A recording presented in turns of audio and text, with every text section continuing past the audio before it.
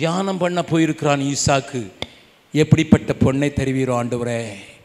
ஒன்று மட்டும் தெரியும், என்னை அழைத்து என்னை தகப்பனுடைய கைகளினாலே நான் பலியாக செலுத்தப்படுவதற்கு பலிபீடத்தில் இருக்கும்போது நீங்கள் சொன்ன வார்த்தை இருக்குதே, சொன்ன வார்த்தை என்ன சொன்னீங்க?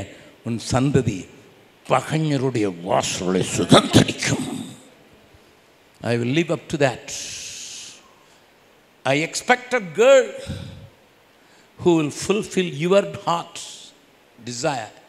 எனக்கு வரப்போகிற மனைவி, நீங்கள்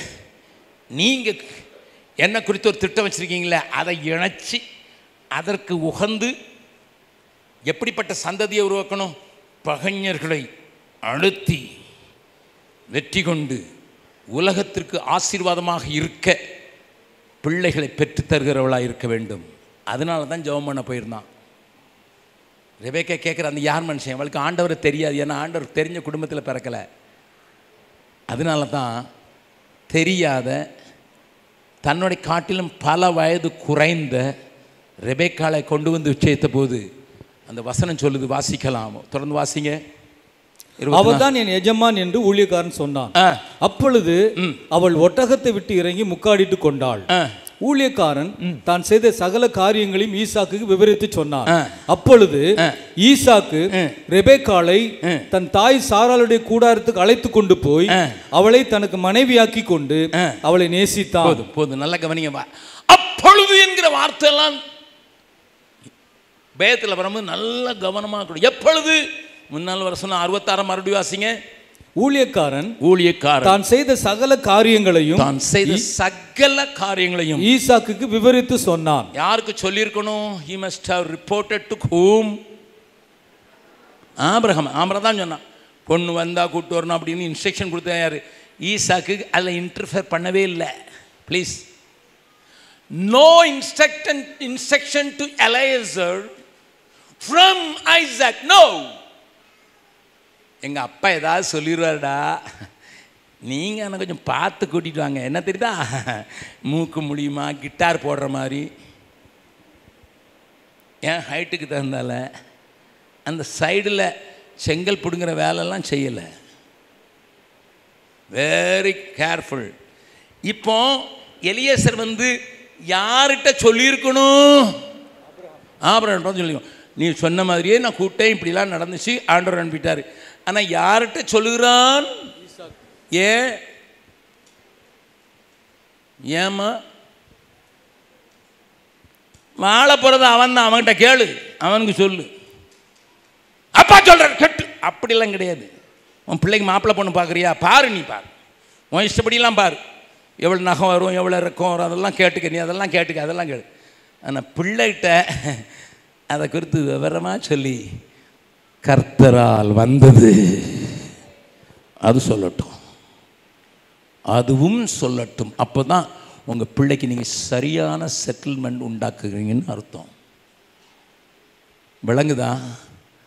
உங்கள் பிள்ளைக்கு மாப்பிள்ளை பார்க்குறீங்களா? உங்கள் பிள்ளைக்கு பொண்ணு பார்க்குறீங்களா? அவளை என்னங்க கேட்குறது?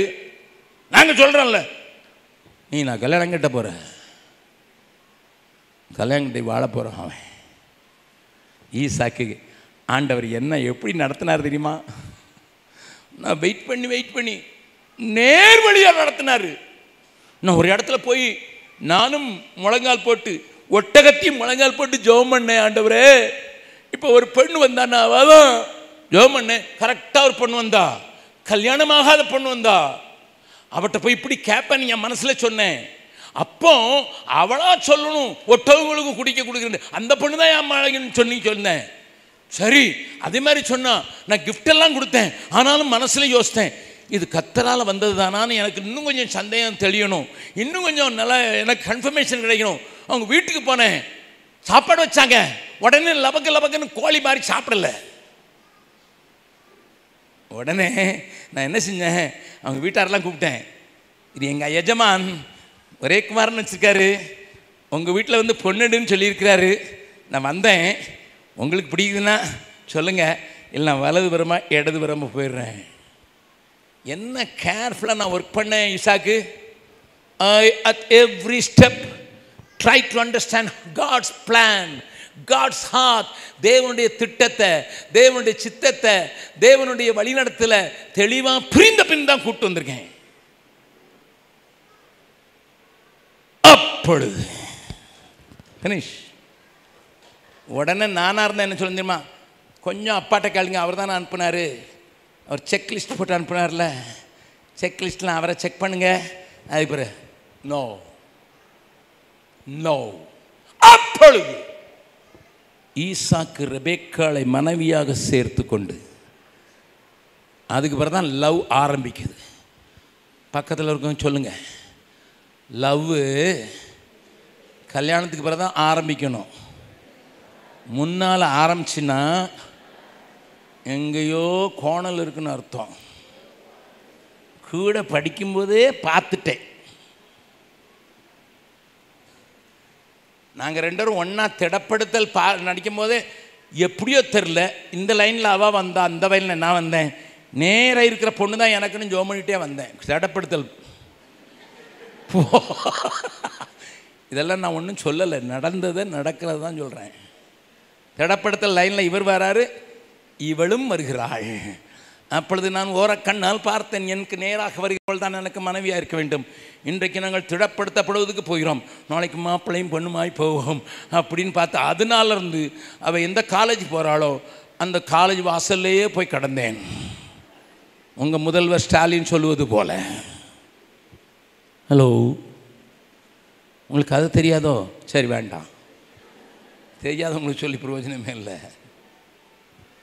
லிசன் சார், மனைவியாக்கி கொண்டு நேசிக்கிற நேசம்